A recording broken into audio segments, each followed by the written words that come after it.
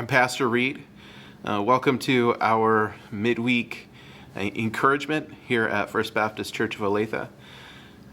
I want us to ponder today, how can you be on mission? Oftentimes when we think of missions, we think of trips we take or places we go.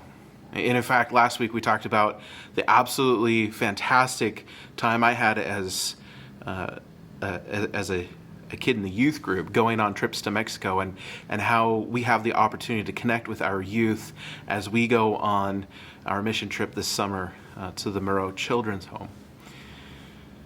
But today I want to ask a little bit different question, think about it in a little bit different way, because the truth is that oftentimes we do go on missions. God has called us to be on mission right here and right now. And it gets us thinking, what does that mean, and how can I do that? And one of the easiest things, the easy answers, and it might even surprise you with how easy it is this: we can follow what Jesus did. One of the levies that Jesus brings up, or one of the complaints about Jesus that the Pharisees had, that according to Jesus, was that he came and he was eating.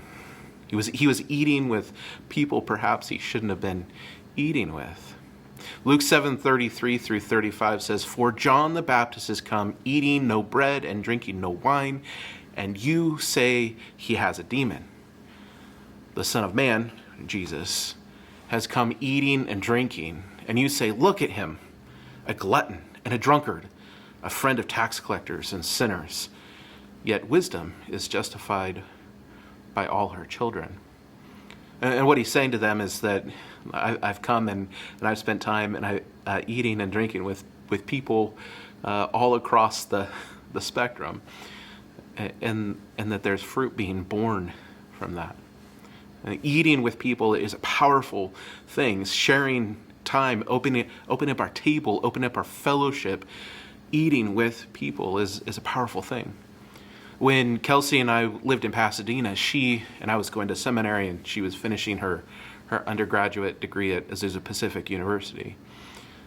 She worked at Starbucks, and we used to sit out on the patio after hours, and people would hang out. And it was some of her coworkers, and it was some of the people from the community that made that kind of their hangout. But it was also transients, homeless people. We sat around the table, we shared life, we got to know each other. We developed such relationships that when one of our homeless friends came up missing, we wondered about him, we prayed for him, we were concerned that perhaps something bad had happened to him. Funny thing is, I ran into that same individual months later, after Kelsey and I had moved back to Eugene. He was just traveling. But we had opened up the table, we had opened up our lives, we had opened up conversation to happen. See, when Jesus comes, he comes to embrace, not to exclude.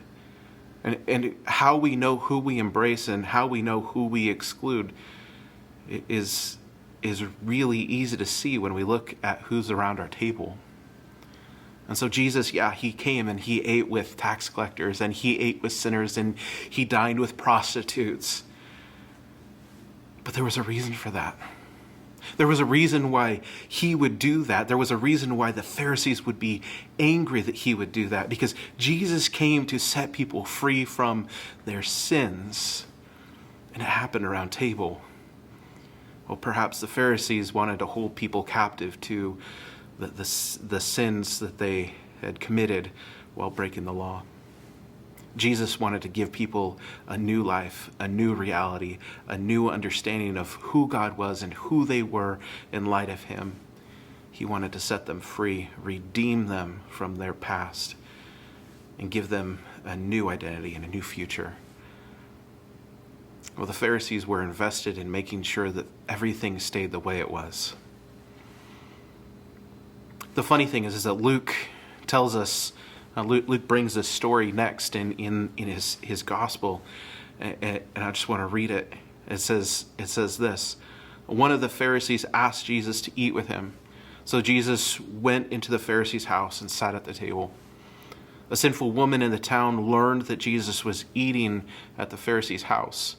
So he brought an alabaster jar of perfume and stood behind Jesus at his feet. Crying, she began to wash his feet with her tears and dried them with her hair, kissing them many times and rubbing them with the perfume. When the Pharisee who had asked Jesus to come to his house saw this, he thought to himself, if Jesus were a prophet, he would know that the woman touching him is a sinner. Jesus said to the Pharisee, Simon, I have something to say to you. And Simon said, Teacher, tell me. Jesus said, 2 people owed money to the same banker. One owed 500 coins and the other owed 50. They had no money to pay what they owed. But the banker told both of them they did not have to pay him. Which person will love the banker more?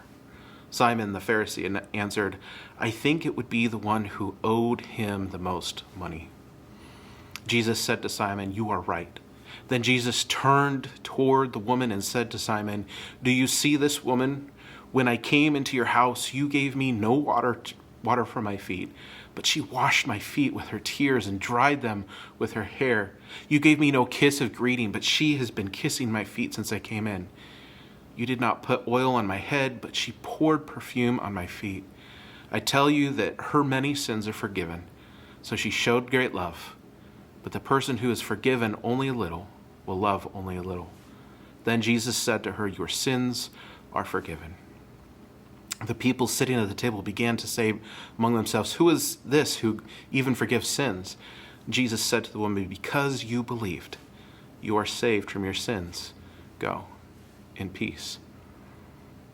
Because Jesus came eating with the tax collectors and the sinners, this woman had heard and understood that she would be welcomed and loved by this man, this Messiah, this sent one of God. And so she comes and she bears it all to him.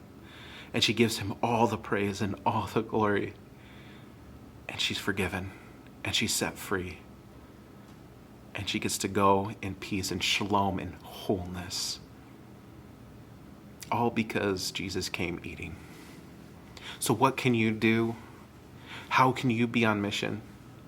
You can choose to sit down and eat with people who perhaps don't think, believe, act like you. Open the table wide. Welcome them in. Share Jesus and a meal. Blessings.